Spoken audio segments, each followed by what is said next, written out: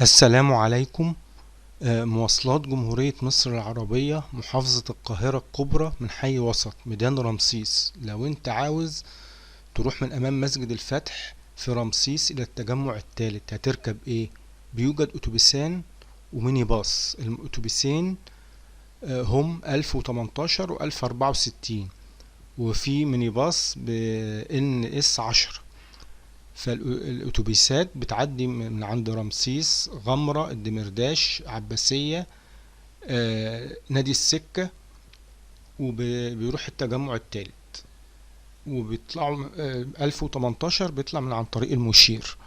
اما 1064 ده بيجي من العتبة، بس بيطلع عن طريق جامعة الازهر والتبة، وبعد كده بيخش على طريق المشير. يعني بيلف، ده طريق وده طريق، بس في الاخر هما الاتنين بيروحوا التجمع التالت. وفي NS ميني باص 10 بيروح برضو لغاية نادي السكة ويمشي يروح التجمع التالت، ويعدي عند التجمع التالت أربيل والغاز وكده، بس بيكمل بقى على القطامية. يعني مش آخره التجمع التالت، بس ايه، القطامية.